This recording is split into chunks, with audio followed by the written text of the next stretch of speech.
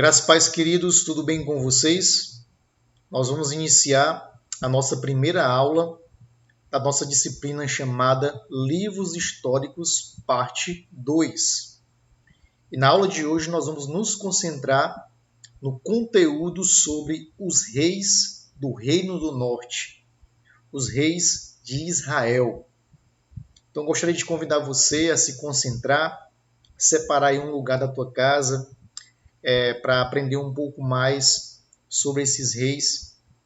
E vamos então para a nossa aula. Lembrando então que quando Salomão ele assume o poder, ele pega o reino de Israel unido, onde ali as 12 tribos elas estão sob o governo de um só rei. Então Salomão substitui Davi, e ele então vai governar sobre essas 12 tribos. E o interessante é que esse reino ele acaba sofrendo um colapso de relações entre as 12 tribos. E então ali a gente vai ter o início do reino dividido. E há algumas causas para que esse reino ele venha a se dividir. E nós vamos aqui entender. A primeira causa aqui é justamente a idolatria de Salomão. Salomão, ele foi considerado um homem muito sábio. Realmente ele foi um homem usado por Deus. E chegando a um estágio de sua vida, ele começa a usufruir menos dessa sabedoria concedida por Deus. Ele começa a abraçar o seu pecado. E isso acaba colaborando para que o reino de Israel ele venha a se dividir. E uma das bases para que esse reino venha a ser dividido foi realmente essa idolatria.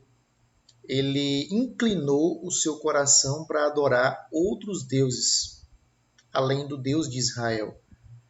Então Deus ele chega para ele e chega o advertir.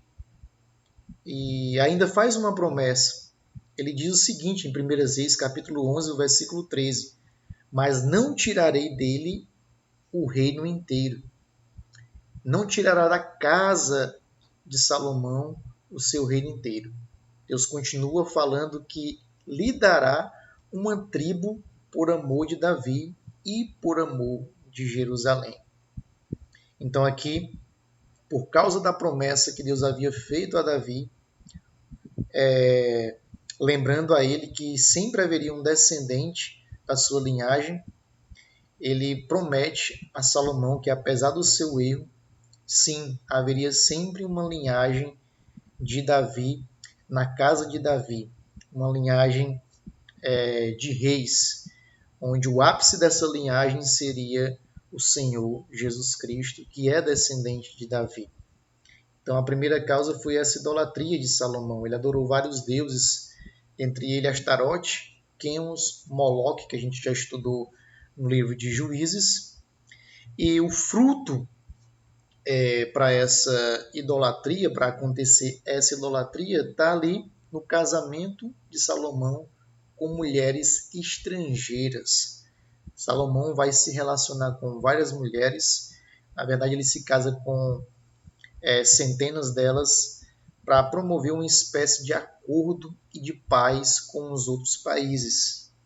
Então, essas mulheres, como elas não são hebreias, elas trazem para o casamento de Salomão a cultura que elas já viviam. E dentro dessa cultura, uma cultura idólatra, uma cultura que promovia a adoração a outros deuses. 2 Timóteo, por exemplo, 4,7, nos lembra que não basta a gente começar bem. Nós precisamos terminar bem. É preciso a gente completar a nossa carreira. É preciso a gente completar a missão que Deus nos entregou e, nessa tarefa, guardar a nossa fé. Nós percebemos que Salomão começou muito bem, pedindo sabedoria a Deus para governar o reino, mas no final do seu reinado ele termina muito mal, adorando outros deuses, certo?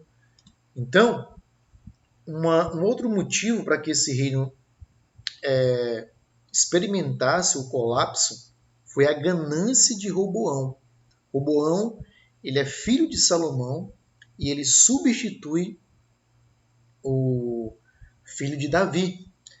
Então, Israel, já ali no reinado de Davi e de Salomão, ela já experimentava um sofrimento relacionado a pesados cargos e impostos. E os líderes das tribos, eles tinham essa ânsia de experimentar uma mudança dessa situação. Então, com a morte de Salomão, eles marcam uma reunião com Roboão e esses anciãos eles vão tentar ali entrar em um acordo para que no reinado de Roboão eles experimentem ali uma mudança nessa questão de duros encargos e impostos, certo? Então ele vai pedir ali um acordo de paz, um acordo de mudança econômica, mudança de administração para Roboão. Então, Roboão ele marca uma festa com alguns jovens da sua idade. Esses jovens acabam que não aconselhando Roboão de uma forma sábia, porque Roboão vai apresentar a situação da reunião a eles. E então ele chega para os anciãos e fala: Meu pai lhes tornou pesado o jugo. Eu o tornarei ainda mais pesado. Olha só a falta de sabedoria aqui. Olha só, o jugo do meu pai Salomão foi pesado para vocês, mas eu vou tornar esse jugo ainda mais pesado. Meu pai os castigou com simples chicotes. Eu os castigarei com chicotes mais ainda pontiagudos. Então perceba que já havia uma insatisfação por parte das tribos em relação ao reino de Salomão, até mesmo em relação ao reino de Davi. Perceba que a prosperidade que Salomão traz para o reino de Israel, ela não teve só pontos positivos. Essa prosperidade também custou uma exploração econômica do povo e até mesmo uma exploração negativa em relação ao trabalho do povo de Israel. Então o povo estava insatisfeito tanto já ali no governo de Davi, como também no governo de Salomão. Com essa frase com falta de sabedoria, o que ocorre? Ocorre o rompimento das tribos. E aí vai surgir dois reinos, o reino do sul e o reino do norte. E então 10 tribos rompem com Salomão. E ali elas vão escolher um líder para governá-la. Então ali a gente tem o ex-oficial de Salomão, chamado de Jeroboão. Ele então vai governar sobre essas tribos, e as tribos de Judá e de Benjamim ficam sob o governo de Roboão. Então ocorreu esse rompimento. Então uma outra causa para ocorrer esse colapso foi a inveja entre as tribos. Perceba que as tribos elas não eram unidas já desde o tempo de Juízes. A gente estudou no livro de Juízes que eles eram constantemente atacados e um dos motivos é que essas tribos não eram unidas. Havia uma rixa entre elas. Olha só a resposta dos anciãos para a gente perceber essa rixa. O que temos em comum com Davi? Ou seja, o que temos em comum com a casa de Davi, com os descendentes de Davi? O que temos em comum com o filho de Jessé? Não temos nada, a gente nunca entra em acordo, ninguém apoia ninguém, não há um senso comum, não há um acordo comum. Então, não faz diferença a gente ser governado sobre a casa de Davi. Nós queremos um outro rei, nós queremos Roboão, o oficial de Salomão. Então perceba que havia vários motivos. E houve consequências dessa ruptura de união. Uma das consequências foi que os países que estavam subjugados no reinado de Davi e de Salomão e de Roboão, com essa ruptura das tribos, eles acabam recuperando a sua liberdade. Consequentemente, o povo de Israel experimenta um caos econômico. Então, por qual motivo que eles vão experimentar um caos econômico? Porque essas nações que estavam subjugadas pagavam tributos, impostos à nação de Israel. Então, com a conquista da liberdade, eles então experimentam aí essa ruptura de governo e deixam de pagar impostos. E a gente tem aqui o reino dividido.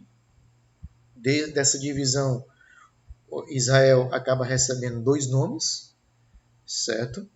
Que é Israel, que a gente percebe que é o nome dado a toda a nação antes da divisão. A nação era chamada de Israel quando ela estava unida. Então, quando ela experimenta a ruptura, o reino do norte vai ser chamado de Israel, com 10 tribos. E a sua capital vai ser Samaria.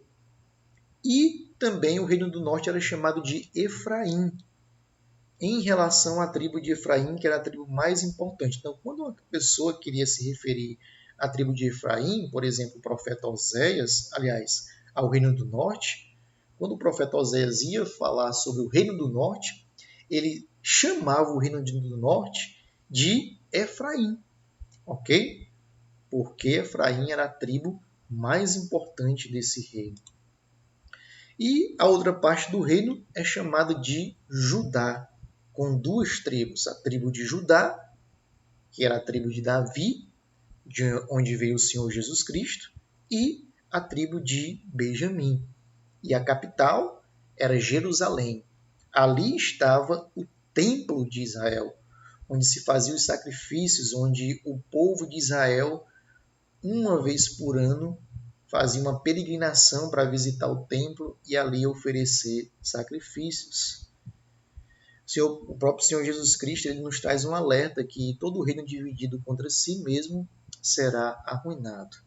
E é justamente isso que vai acontecer tanto com Israel como também com Judá.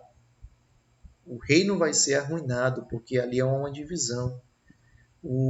A gente chega numa conclusão que Canaã, a terra prometida, nunca foi de fato a terra que Deus planejou para que o povo experimentasse a paz que Deus tanto prometeu.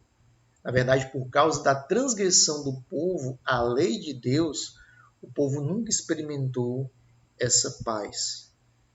E nós vemos sempre o povo errando, desde a libertação ali no deserto, no Monte Sinai, até a chegada do povo ali na Terra Prometida. Então nós temos aqui um resumo do reino dividido. Essa parte amarela aqui, ela é chamada de Reino do Norte, ok? Também chamada de Israel e também chamada de Efraim. São 10 tribos que se concentram aqui. Sua capital é Samaria, certo?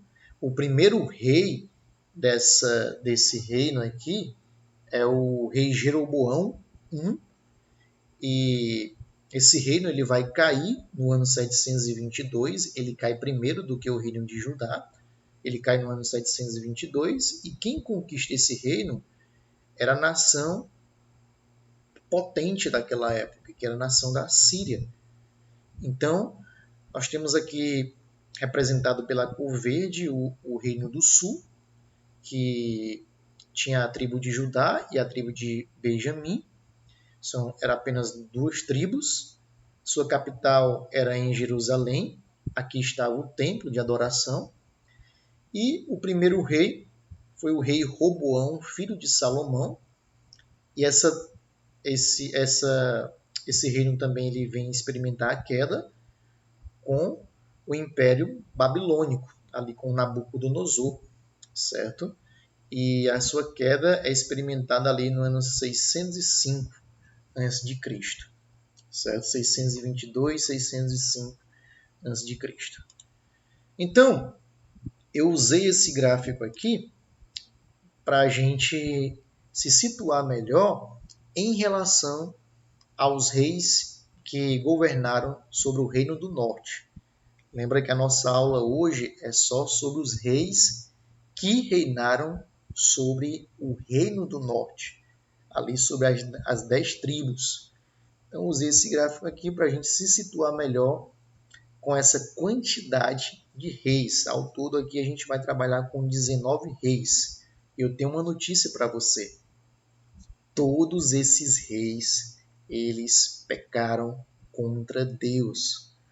Todos esses 19 reis, eles quebraram a lei de Deus, eles desagradaram a Deus. Eles foram idólatras e promoveram a idolatria do povo de Israel, enfurecendo a santidade do Senhor. E essa idolatria ela vai ser o motivo do povo experimentar o cativeiro promovido pela Assíria. Ok? Então vamos aqui estudar o primeiro desses reis. O primeiro desses reis, aqui, a gente percebe que foi o Jeroboão, também conhecido como Jeroboão I, porque nós vamos ter o Jeroboão II, que não é o seu filho. Ok? Perceba que enquanto ele governava ali no reino de Israel, ele, no reino do sul, Roboão governava, aqui do seu lado esquerdo, certo? E na sua época havia um profeta chamado profeta Aías, certo? Ele profetiza ali na cidade de Siló que o seu reino ele iria abraçar um governo, ele iria reinar sobre a nação de Israel. E ele profetiza isso muito antes, um pouco antes do reino se dividir. E ali ele, na verdade, ele com medo de Salomão, Salomão ainda estava vivo, ele vai buscar refúgio ali no Egito, certo? Ele vai se esconder no Egito. Então ele retorna para a cidade de Siquém, quando os anciãos eles quebram o relacionamento com Roboão. Então ele assume o governo sobre essas 10 tribos. E o que é que vai acontecer?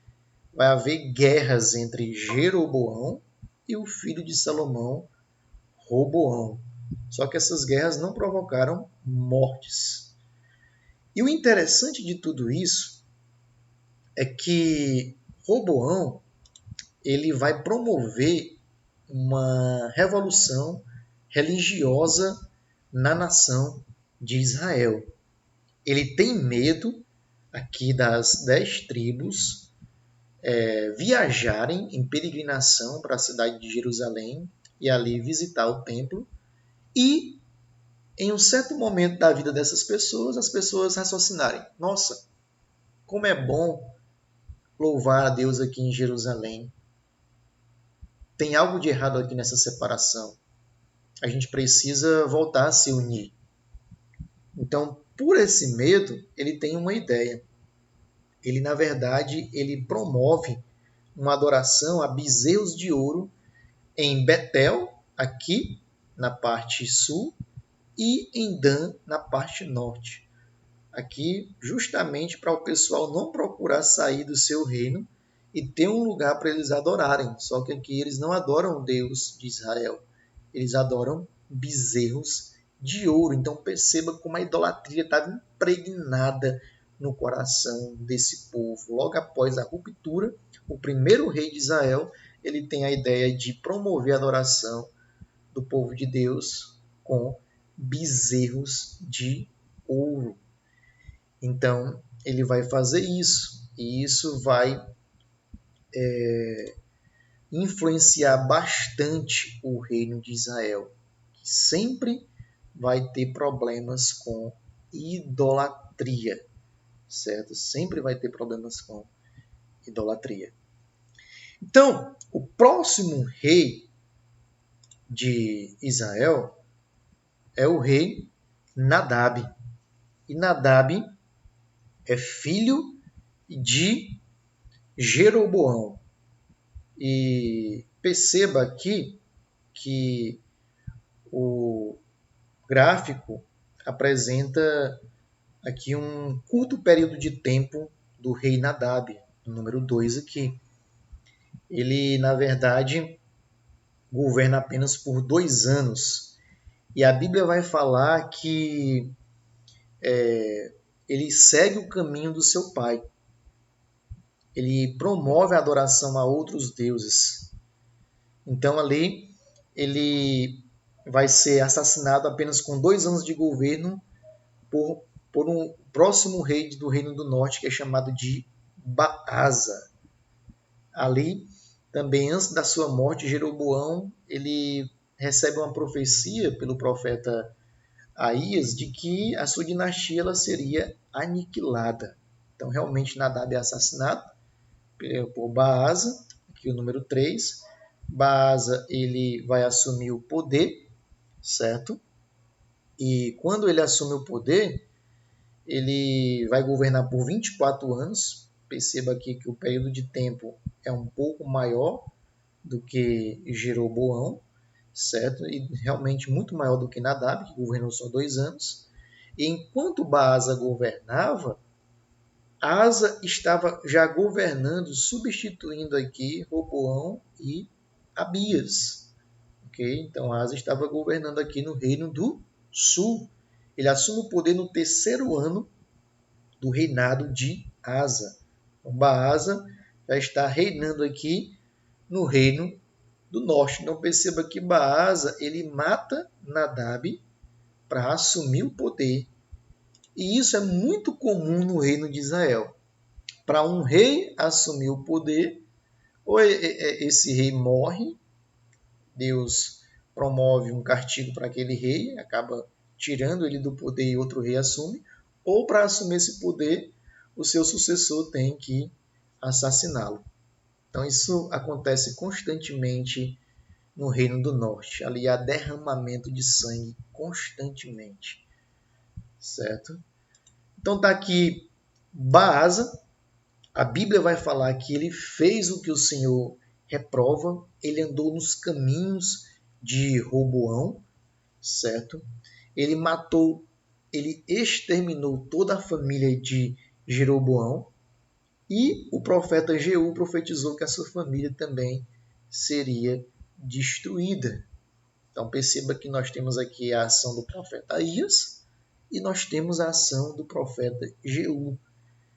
Os profetas de Deus eles vão aparecer de uma forma mais intensa no livro de Reis e Crônicas, no surgimento do reino dividido.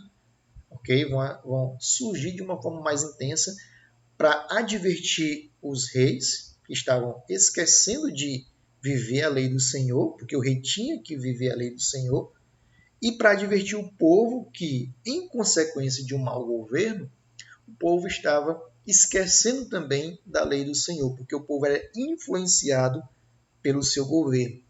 Então nós já aprendemos aqui que um governo temente ao Senhor abençoa a nação, mas um governo que não teme ao Senhor, ele acaba influenciando a nação a esquecer-se de Deus e, consequentemente, provar aí do juízo do Senhor.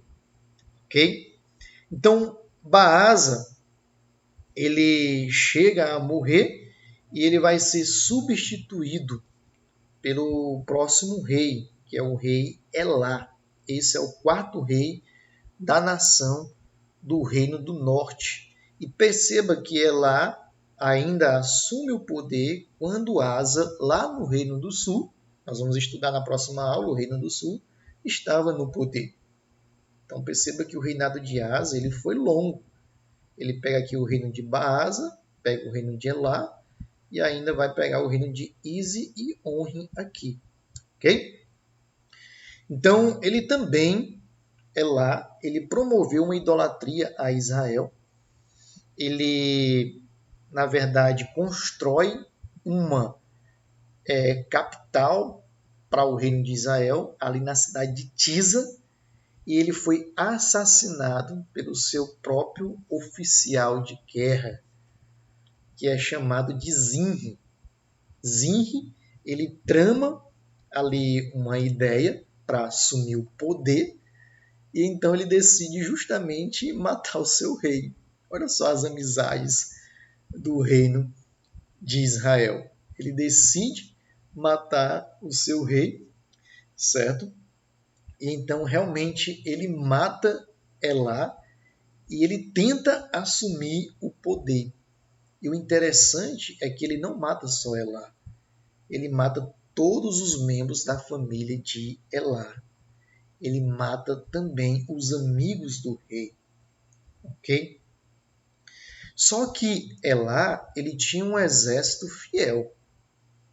Elá, ele tinha companheiros fiéis. E esse exército, eles descobrem então que o próprio Zinri tinha assassinado o rei, ele assume o poder, só que ele assume só por 7 dias. Então o exército ele promove uma revolta contra o rei Zinri, que governou após matar Elá. Então, quando eles souberam disso, promoveram essa revolta, certo? E imediatamente eles proclamaram Onri como comandante, que era comandante do exército, como o rei de Israel. Então, não se perca aqui no raciocínio. O oficial do rei Elá, chamado de Zinri, o assassino, mata toda a sua família, mata alguns amigos, ele assume o poder aqui em Tisa, nesse pontinho vermelho aqui, ok? O exército se revolta contra Zinri, certo? O exército se revolta, ok? E então o mata. Na verdade, eles estavam aqui na cidade de Gibeton, certo? Então o exército do rei lá estava em Gibeton, que era uma cidade filisteia, e quando souberam que Zinri havia conspirado contra o rei, imediatamente provocaram essa revolta, certo? Então, eles promoveram um outro rei no lugar de Zinri, que foi um rei chamado Onri. Então ele sai de Gibeton para ir para Tisa, juntamente com Onri, o exército do rei lá, para matar Zinri. Quando Zinri descobre que esse exército vem para o matar em Tisa, o que é que eles fazem? O que é que ele faz? Ele entra no palácio aqui do rei e então ele incendeia o próprio palácio e morre nesse incêndio. Ele próprio comete suicídio. E Onri, que havia sido proclamado pelo exército do rei, tá aqui o Onri, que havia sido proclamado pelo exército do rei, o sexto rei de Israel, certo? Ele vai assumir então o poder e ele vai promover aí a Samaria como a capital do Império de Israel, a capital do Reino do Norte. Então perceba que antes Tisa era a capital do Reino do Norte e agora Onri vai promover aí a capital desse reino. E aí nós vamos ter uma nova dinastia, que é a dinastia de Onri, ok? Ele reinou por 12 anos, e aí perceba que ele ainda pega o governo de Asa. Asa já estava com 31 anos no poder quando ele assume o poder, ok? Ele também andou nos caminhos de idolatria de Jeroboão, e no seu tempo Israel estava dividida. Na verdade, Israel apoiava um outro homem chamado Tibini, só que Tibini ele acaba morrendo e o povo então decide apoiar Onri para que ele governasse sobre o povo. Então ele vai promover aí essa capital de Samaria. E a história de Onri, ela é muito interessante, porque suas ações vão interferir diretamente na idolatria do povo. O que esse homem faz? Ele promove acordos e alianças com os fenícios. E algo muito interessante que acontece aqui no governo de Onri é que ele,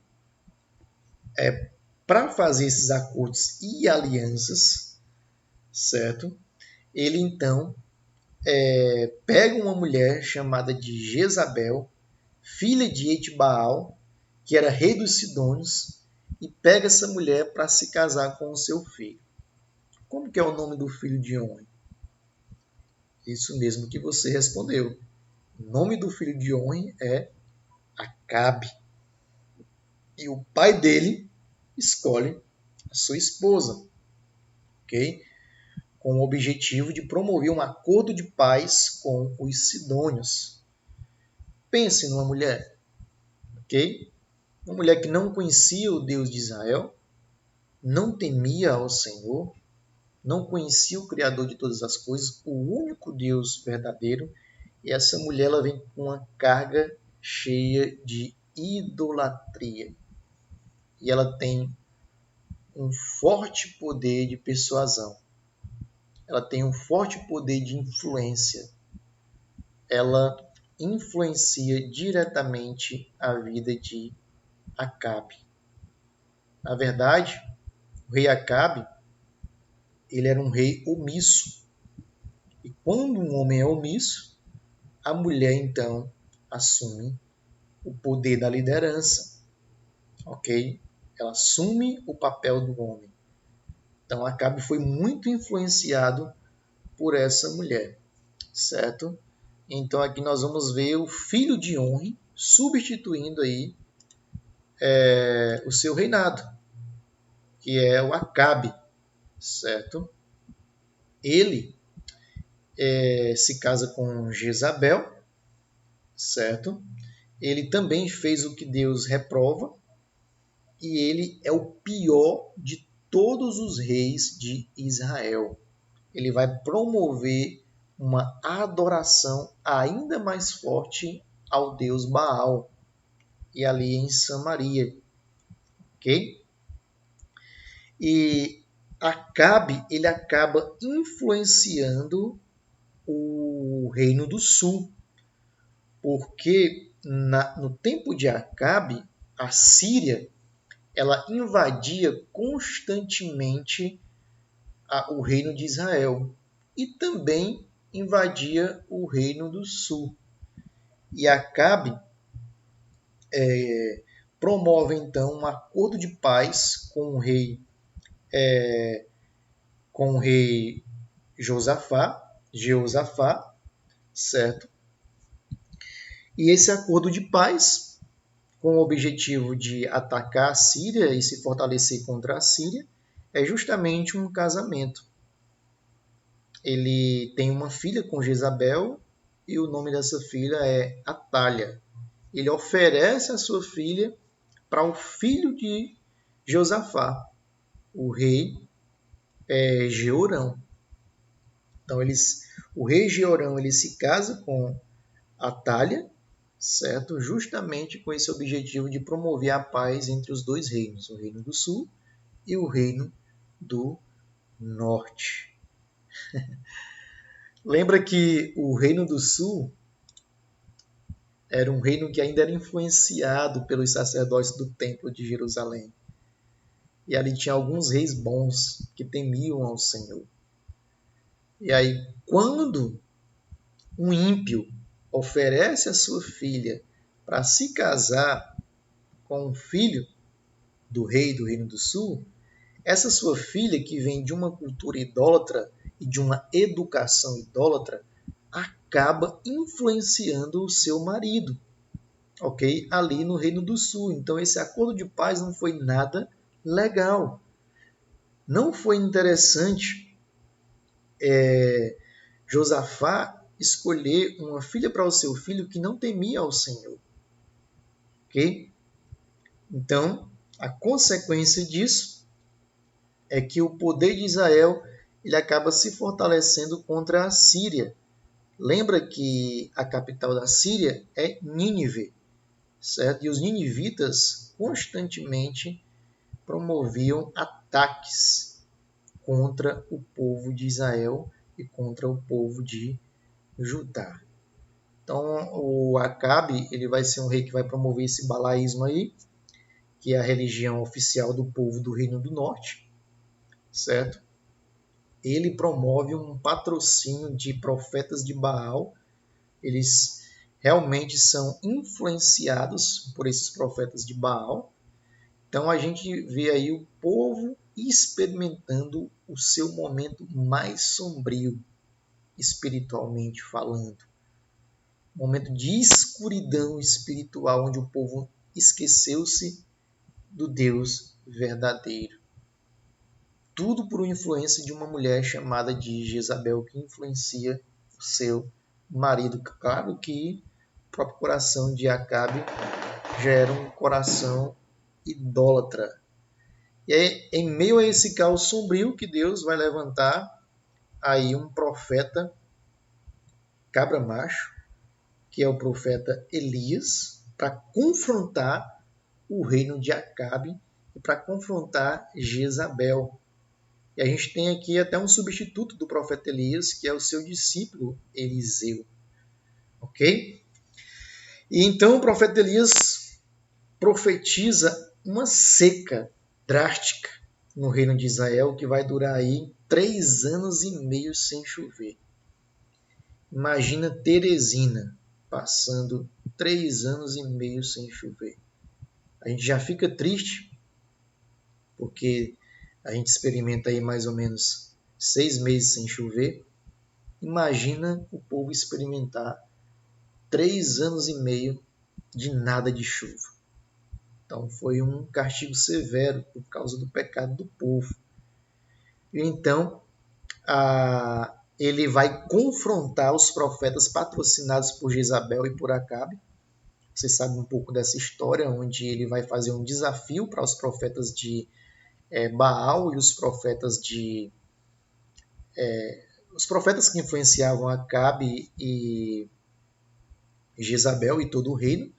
Ele faz um desafio para ver sobre qual holocausto oferecido vinha o fogo de Deus. Então, aquele holocausto oferecido por Elias ou oferecido pelos profetas de Baal, que recebesse o fogo, daria ali a legitimidade do ministério desses profetas. Então, os profetas de Baal começam com os sacrifícios e apresentam o holocausto ao seu deus Baal, e então não acontece nada. Eles chegam até, a Bíblia fala que eles chegam até a mutilar os seus corpos, eles chegam a rasgar os seus corpos, para que Baal ouvisse o seu clamor. E de um modo irônico, ele chega até a perguntar se o Deus deles tinha ido ao banheiro. Estava ocupado demais, porque não conseguia atendê-los. Então ele ora a Deus, Elias ora ao Senhor, e ali Deus ouve a oração de Elias, e ele então desce fogo e consome o holocausto oferecido por Elias. Quando isso acontece, Elias então mata todos os 450 profetas de Baal, cabra macho. Matou esses profetas a mando de Deus. Só que quando ele mata os profetas, Jezabel fica irada. E ela quer a cabeça de Elias. E o cara que matou 450 homens corre com medo de uma mulher. Para você ver a energia pesada dessa senhora chamada de Jezabel. A mulher realmente era endemoniada, certo? Então ele chega a experimentar uma certa ansiedade no seu coração, ele fica um pouco depressivo, e é preciso Deus se manifestar de uma forma mais especial para encorajar o profeta Elias a continuar pregando, confrontando o pecado do povo, certo? O profeta Elias ele chega a receber 3 tarefas de unção. Ele vai ungir o futuro rei da Síria, que vai substituir Ben-Hadad I, que é o Hazael. Ele vai ungir, a mando de Deus, ele vai ungir Jeú, certo? Que vai reinar sobre Israel. Ele vai ungir o seu próximo, o seu sucessor, que é o seu discípulo Eliseu, certo? E quando ele vai se encontrar com Acabe, ele se encontra ali e diz o seguinte: olha, Deus tem um recado para você, viu, Acabe? Deus tem um recado para você. O recado dele é o seguinte: eu vou trazer desgraça sobre você. Eu vou eliminar a sua família. Eu vou eliminar os seus descendentes. Todos do sexo masculino serão mortos. E a tua esposa será devorada pelos cães. É isso que vai acontecer com a tua família por causa do teu pecado. Eu, Senhor Deus, estou dizendo isso através do meu servo Elias. Ali você vê isso no capítulo 21 de 1 Reis. Então Acabe ele fica desesperado e ele acaba se comovendo com isso. E a consequência disso é que Deus vai abrandar ali esse julgamento sobre a família de Acabe. Ok? Então, é exatamente isso que vai acontecer no reinado de Acabe. Então perceba que Acabe ele faz um acordo de paz com o rei Josafá, certo? E esse acordo de paz, você lembra qual é o objetivo? É fortalecer o reino do sul com o reino de Israel contra o rei da Síria na pessoa de Ben-Hadad I. Ok? Constantemente havia guerras entre Israel e contra a Síria. E isso acabava enfraquecendo o governo de Israel, certo? Então, certa vez o rei Josafá ele vai visitar o rei Acabe. E ali eles conversam e o rei Josafá pergunta para Acabe: Acabe, realmente você está certo que nós vamos vencer a guerra contra a Síria? Aí Acabe rapidamente responde: eu tenho certeza disso. Eu tenho certeza absoluta que nós vamos ganhar sobre o exército da Síria. E Josafá pergunta: quem te falou isso? Como você tem tanta certeza? Todos os meus profetas, os profetas de Baal, profetizaram sobre a minha vida.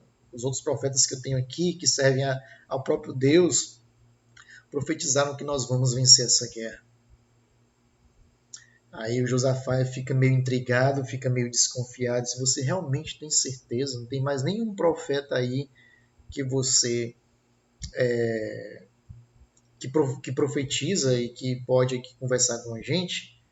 Aí Acabe, meio desconfiado também, diz: tem um profeta aqui, o nome dele é Micaías, só que esse profeta ele não é dos bons não, porque tudo que ele fala é coisa ruim.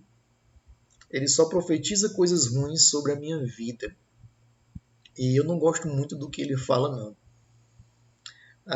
Mas aí Josafá disse: não, chama ele aqui novamente para que eu possa conversar com ele. Eles perguntaram ao profeta Micaías se, de fato, eles venceriam a guerra sobre a Síria. E o profeta Micaías rapidamente, categoricamente responde: se vocês forem para a guerra, vocês não vencerão. Vocês serão derrotados. Então eles não dão atenção para a palavra do profeta Micaías. E o que é que acontece? Eles o Acabe manda prender o profeta Micaías. Alguns profetas que trabalhavam para Acabe confrontam o profeta Micaías, perguntando por que ele só profetiza coisas ruins para o rei Acabe. E um chega até a esbofetear o seu rosto. E o profeta Micaías chega a falar: se eles vencerem a guerra, eu não sou um profeta enviado pelo Senhor e a minha palavra de nada vale. Então, Josafá e Acabe, eles vão para a guerra. Josafá, ele acaba desagradando a Deus, porque o Josafá tinha que confiar no poder do Senhor contra a Síria e não no seu exército. Acabe já era um idólatra. O que é que acontece? No meio da guerra, um soldado atira uma flecha. Só que ele não atira em direção a Acabe. Ele atira em direção a uma outra pessoa. Onde essa flecha vai parar? Essa flecha vai parar justamente nos peitos de Acabe. E Acabe, então, fatalmente é atingido. E ali ele experimenta a morte. Pergunta a você: quem direcionou aquela flecha no corpo de Acabe? A resposta é o próprio Deus.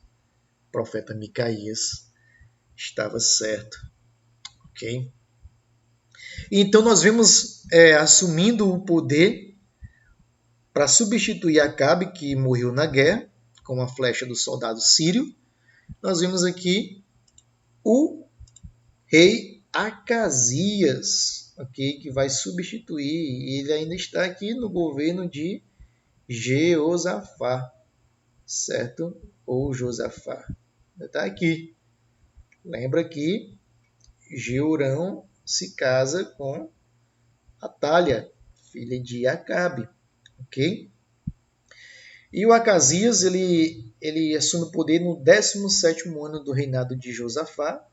Ele também andou nos caminhos de Acabe, certo? Ele tem um encontro com Elias e o profeta Elias diz que ele não será curado de uma doença, porque ele havia caído da escada e, nesse caso, ele não se recuperaria dessa doença que ele pegou nessa queda. Na verdade, ele morre. E quem vai assumir aqui o poder é o 9º rei aqui do Reino do Norte, é Jorão, que vai substituir Acasias. E o Jorão, ele já assume o poder no 2º ano do rei Jeorão, filho de Josafá, que se casou com a filha de Jezabel, a Atália, ok? Então ele andou também nos caminhos de seus pais e ele foi morto por um homem, lembra que Jorão, o 9º rei, ele foi morto por um homem chamado de Jeú, certo? Então esse homem Jeú vai promover aí o fim da dinastia de Onri, certo? E então durante o seu reinado, constantes guerras aconteceram contra a Síria. A Síria constantemente atacava o reino de Israel, lembra disso. E no fim do seu reinado, a nação de Israel já era dominada pela Síria, ok? Porque a Síria era a superpotência mundial na época desses reis, ok? Então, nós vimos aqui o profeta Eliseu já aparecendo no reinado de Jorão, e ele então tem um encontro com um homem chamado Hazael. E esse Hazael era quem iria substituir o rei Ben-Hadad I, rei da Síria. E Deus ele até pede para Eliseu profetizar sobre Hazael. E quando Eliseu vê, Eliseu começa a chorar. Hazael então pergunta por que ele está chorando. Hazael tinha um respeito por Eliseu. E ele diz o seguinte: olha só, Hazael, você vai fazer muita coisa ruim sobre a nação de Israel. Você vai incendiar fortalezas.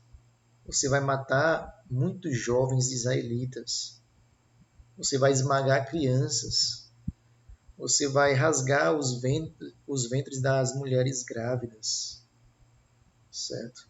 Então essa foi a profecia de Eliseu sobre Hazael. Alguns anos se passam e ele vai e mata o próprio rei Ben-Hadad e assume o poder da Síria, e agora é ele quem manda na Síria. Então, lembra que Jeú, ele acaba promovendo aí o fim da dinastia, certo, de Onri, matando toda a família de Acabe, certo? Ele foi ungido como rei pelo profeta Eliseu, certo? E aqui nós vamos ter o período mais longo da história dos reis de Israel, que é a dinastia do rei Jeú, que exterminou a família de Acabe, certo? E então ele mata Jezabel, manda matar Jezabel. Jezabel está no palácio e ela é jogada do palácio, de cima do palácio, né, ali até o chão. Ali ela morre e ela realmente é comida por cachorros, por cães, assim como Deus falou, certo?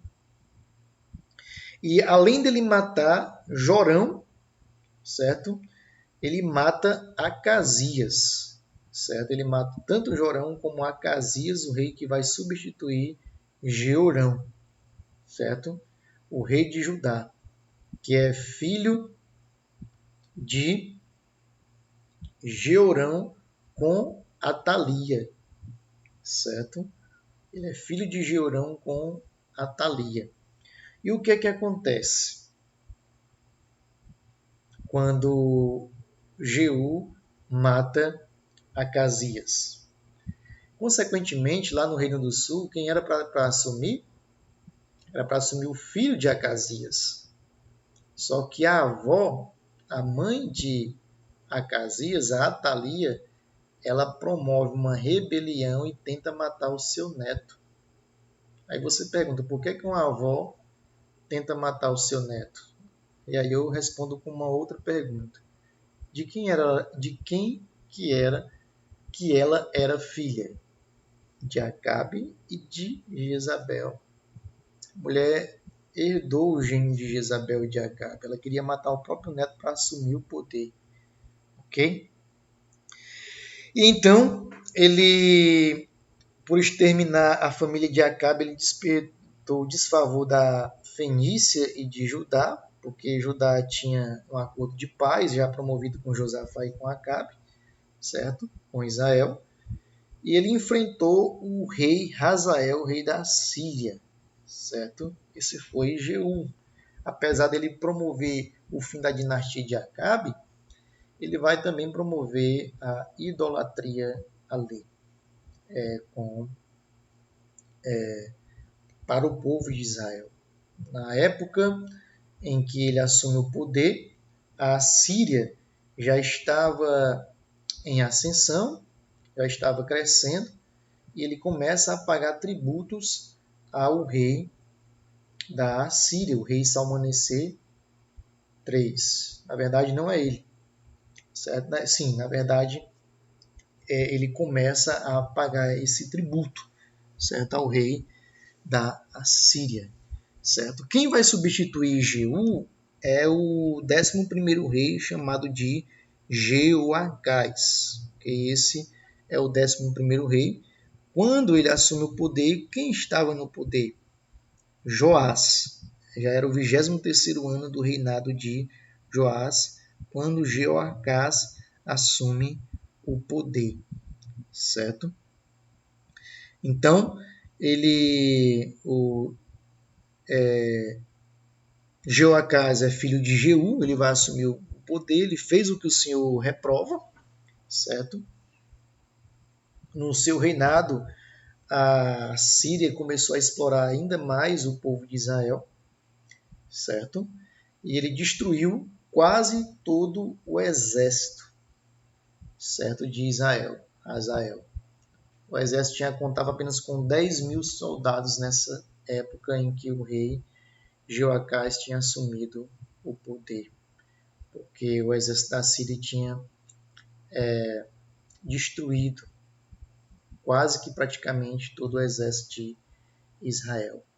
Então, na sua época, o rei Hazael ele acaba falecendo, acaba morrendo, e o seu filho Ben-Hadad II assume o poder. Aqui, Ben-Hadad II, filho de Hazael, assume o poder da Síria.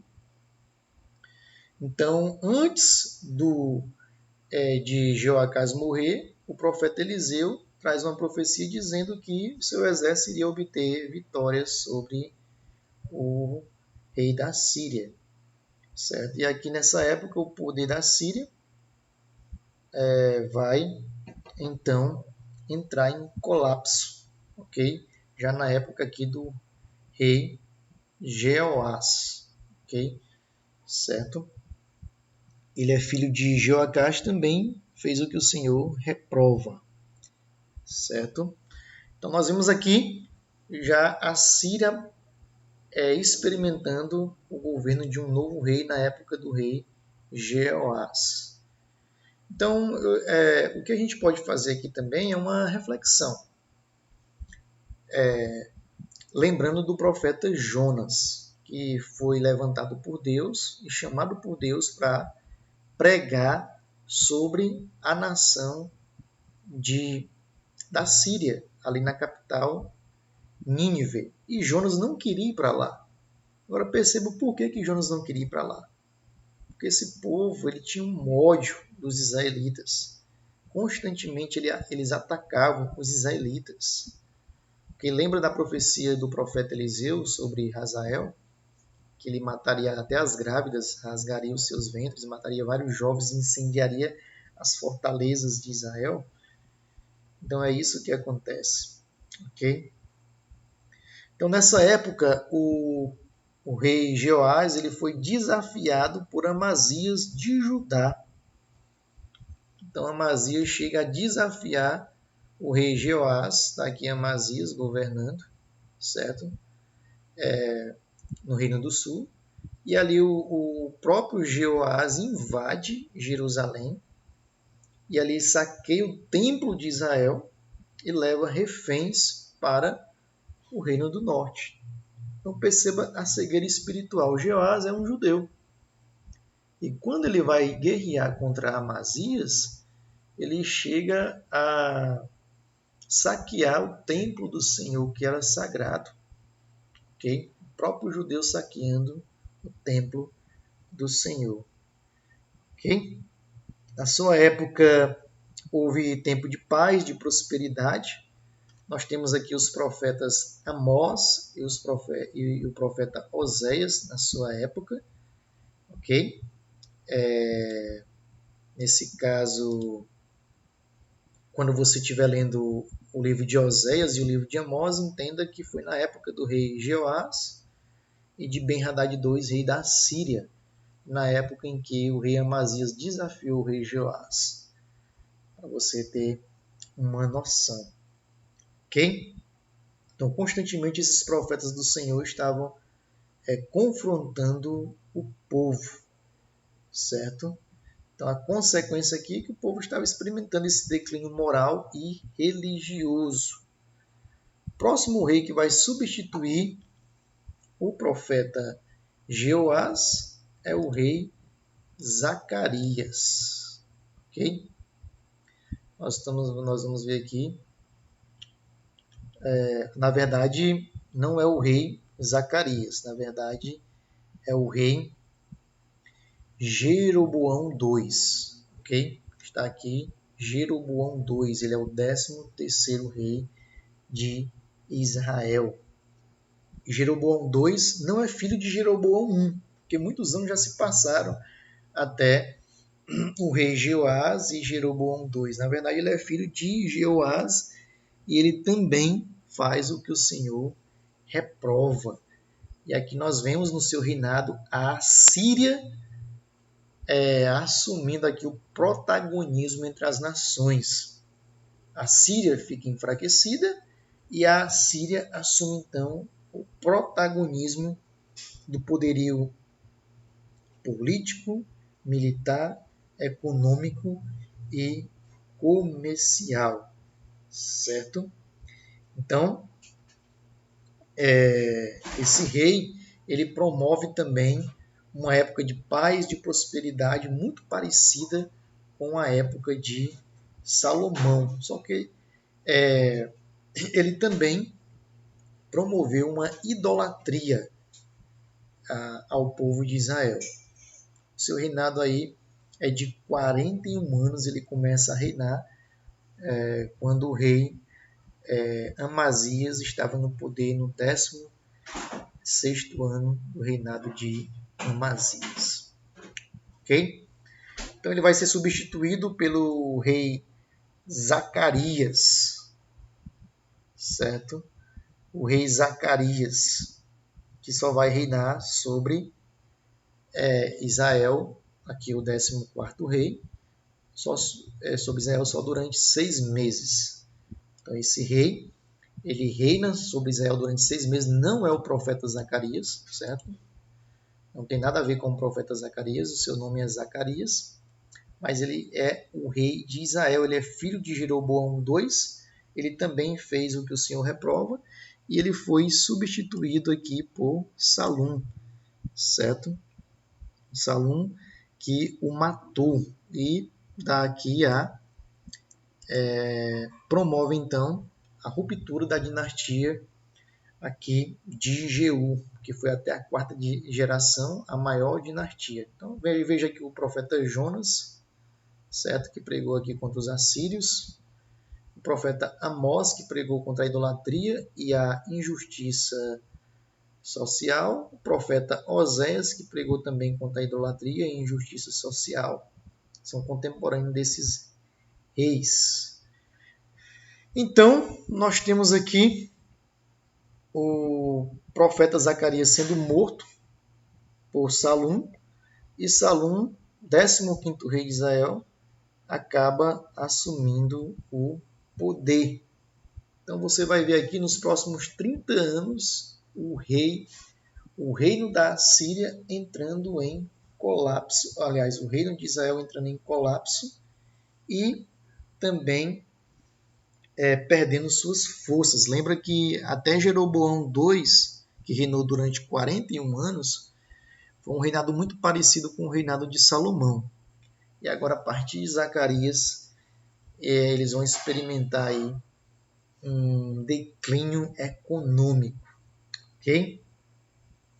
Então, o próximo rei que vai substituir Zacarias é o rei Salum, que reina apenas um mês. Ele vai reinar aí já no final do reinado do rei Uzias, no 38º ano do rei Uzias ali no Reino do Sul. Então ele foi assassinado por Menahem, certo? Então Menahem vai assumir o poder. Em seu reinado, a Síria vai invadir Israel. Perceba que não é mais a Síria que invade, é a Síria que vai invadir, certo? E então, na pessoa de Tiglat-Pileser III, com o objetivo aí de oprimir o povo e de colher mais impostos de Israel, certo? Esse foi o objetivo. Então, o rei Manaém ele chega a morrer e quem vai substituir ele é o rei Pecaías, certo? Então, Pecaías ele vai manter uma política de subserviência, certo? Em relação ao governo da Assíria, certo? Perceba que a Assíria invade Israel e já começa a oprimir o povo começa a servir a Assíria, só que ainda o Reino do Norte ainda não caiu. E quem vai substituir o Pecaías é justamente Peca, certo? Ele realmente Peca, ele foi um dos oficiais de Pecaías e ele próprio mata o rei Pecaías e assume o poder, certo? No seu reinado, novamente, Tiglat-Pileser, que é o rei da Síria, Tiglat-Pileser III, ele invade Israel, certo? E ele pega algumas pessoas e já leva para a Síria. Perceba que o reinado ainda não caiu, mas algumas pessoas já estão sendo deportadas para a Síria, certo? Nesse tempo, o rei Peca ele faz uma aliança com o rei da Síria, que é chamado de Rezim, para atacar o rei da Assíria. Então perceba que os reis faziam constantemente alianças com outros governos para tentar destruir ou amenizar o poder da nação superior daquela época. A Síria, que já não estava mais no poder, agora se une com Israel para tentar atacar a Síria. Só que em 732, Tiglat-Pileser ele conquista definitivamente a Síria, certo? E então o rei Rezim da Síria acaba sendo morto. Então Peca foi assassinado pelo rei Oséias, que foi aqui o 19º rei de Israel, não é o profeta Oséias, ok? O rei Oséias foi o 19º rei e último rei, certo? E então ele assume o poder de Israel, só que ele é uma espécie de marionete ali do Tiglat-Pileser, o rei da Síria. E no ano 727, quem está no poder é Salmaneser V. Ele vai substituir Tiglat-Pileser, certo? Ali ele deixa de pagar tributos, ele busca ajuda não da Síria, porque a Síria foi derrotada, ele busca ajuda do Egito, certo? E em 726, a Salmaneser V ele chega ali em Israel e invade Samaria e promove um cerco durante 3 anos. Okay? E aí, durante esse cerco, em 722, o cerco começa em 726 e acaba em 722. Então, o povo é deportado totalmente para a Síria. E ali nós vemos aqui a queda do Reino do Norte no ano 722. Queria que você guardasse essa data. Cerca de 30 mil israelitas são levados para a Síria. Alguns ficam ali na própria Samaria. E Samaria se torna uma colônia, Israel se torna uma colônia da Assíria. O que acontece? Esse reino da Assíria ele tinha uma política de miscigenação. Eles pegavam seus prisioneiros e misturavam eles com outros prisioneiros de diferentes nacionalidades. O que acontecia? Esses prisioneiros casavam entre si, consequentemente perdia toda a sua identidade, perdia toda a sua cultura espiritual também. E foi isso que aconteceu com as 10 tribos do Reino do Norte. Elas perderam a sua identidade. O que acontece que a gente vê que no regresso, onde as tribos voltam para Israel, depois de 70 anos, quem volta são somente as tribos do Reino do Sul, que é Judá e a Benjamim. As 10 tribos do Reino do Norte elas se perdem. E aqui nós entendemos o porquê que os judeus tinham uma rixa com os samaritanos. Porque foi nessa época que o Império Assírio eles enviam babilônios, outros povos, para morar em Israel.